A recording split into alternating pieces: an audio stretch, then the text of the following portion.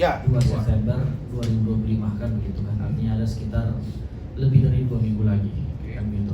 Saya pikir gini, mohon izin Pak, Ya. kami dari teman-teman pengacara, teman-teman penasihat hukum sudah berjuang dengan sangat maksimal dengan segala kemampuan kami untuk membuka fakta-fakta persidangan.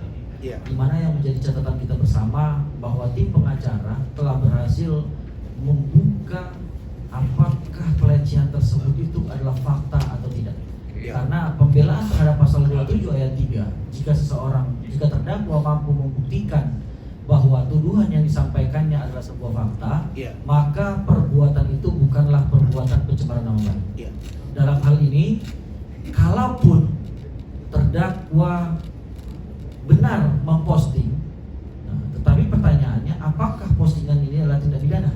Nah itu kembalinya. Jadi kalaupun benar perbuatan, maka putusannya nanti kami yakin bahwa perbuatan yang dilakukan itu adalah perbuatan bukan tindak pidana, bukan secara sah dan meyakinkan. Meskipun perbuatan itu ada. Meskipun perbuatan itu ada, karena memang dalam pemeriksaan terdakwa Pak Rasman adalah terdakwa yang sangat beritikat baik. Tidak ada kebohongan yang disampaikan oleh Pak Rasman. Pak Rasman dengan gentleman menyatakan bahwa itu Instagram adalah milik saya yang memposting, saya yang membuat captionnya. Pak Rasman mengakui itu. Ya. Tapi dengan catatan bahwa postingan itu adalah permintaan dari Putri Iklimah Aprilia. Ya. Dan kami juga telah mengajukan bukti adanya permintaan untuk memposting itu dari chat Putri Iklimah Aprilia. Itu poin pertamanya terkait dengan perkara Pak Rasman. Poin yang kedua adalah saya pikir tidak lagi menjadi perdebatan lembaga mana yang berhak menentukan seorang advokat itu beriktikat baik atau tidak. Tentu dari semua rumusan tindak pidana jelas sekali bahwa yang menentukan seorang advokat itu dinyatakan beriktikat baik atau tidak itu adalah Dewan Kehormatan Organisasi Advokat atau DKOA.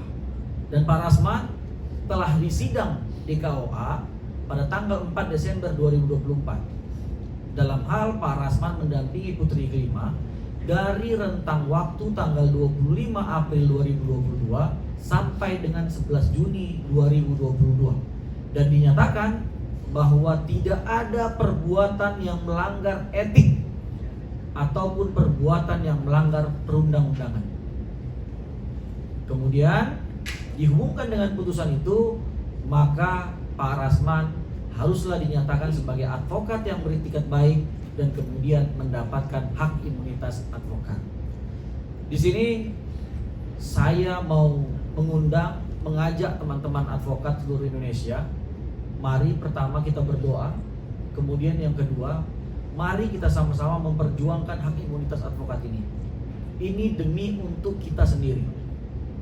Pada saat ini aja kita telah melihat ada beberapa perkara yang mengarah pada kriminalisasi advokat. Bagaimana seorang advokat mulai tidak nyaman, mulai tidak ada imunitasnya ketika mendampingi kliennya. Saya mendengar apa yang disampaikan oleh Pak Rasman tadi terkait dengan perkara Bang Egy. Sebenarnya saya nggak terlalu mengikuti perkara ini, tapi Pak Rasman tadi menyampaikan bahwa Bang Egy adalah kuasa hukum dari seseorang. Gitu. Artinya kata-kata yang disampaikan Bang Egy itu adalah dalam rangka upaya pembelaan terhadap kliennya. Gitu. Artinya ini bertindak sebagai advokat. Dan terhadap Bang Egy pun seharusnya diberlakukan hak imunitas advokat itu sendiri. Jadi setiap advokat, ini saran yang sangat baik harusnya dilakukan oleh penyidik di kepolisian, bahwa sebelum melakukan pemeriksaan kepada advokat, jangan terlalu terburu-buru untuk memanggilnya.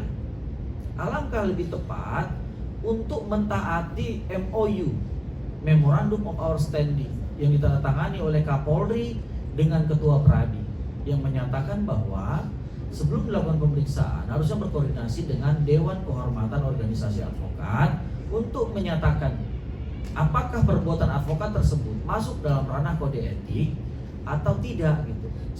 Setelah ruang dari organisasi advokat selesai, maka barulah kepolisian mulai memeriksa advokat yang bersangkutan gitu, dengan melepaskan identitas advokatnya gitu. karena dia sudah diperiksa secara kode etik gitu. Itu akan menjadi lebih baik dan menghindari kriminalisasi, bahkan menghindari kaburnya pembuktian atau tidak terangnya pembuktian, di mana kita mengetahui bahwa sistem hukum pidana kita itu menganut asas in dubio pro reo. Jadi kalau ada sesuatu hal yang kabur, tidak terang buktinya, maka hal yang paling menguntungkan harus diberikan putusan yang paling baik untuk terdakwa itu sendiri. Jadi supaya menghindari ini, lebih baik diselesaikan dulu pada tahapan penyelidikan gitu. Clear dulu proses of law-nya gitu. Baru masuk kepada tahapan persidangan. Saya pikir itu aja, Pak. Baik. Nah, terima kasih. Ini ada yang menarik.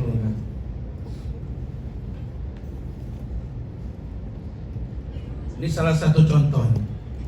Iklim hakim.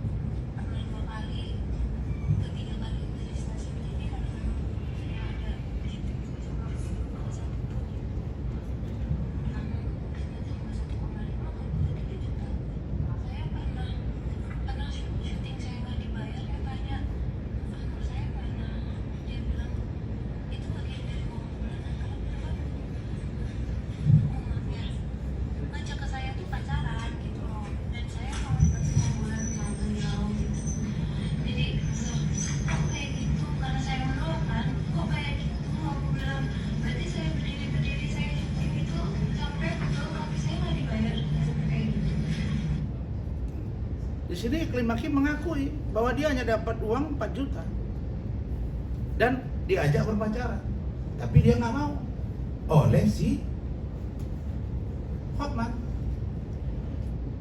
Itu ada videonya. Jadi bilangin saya KTP lah inilah, ini pengakuan dari.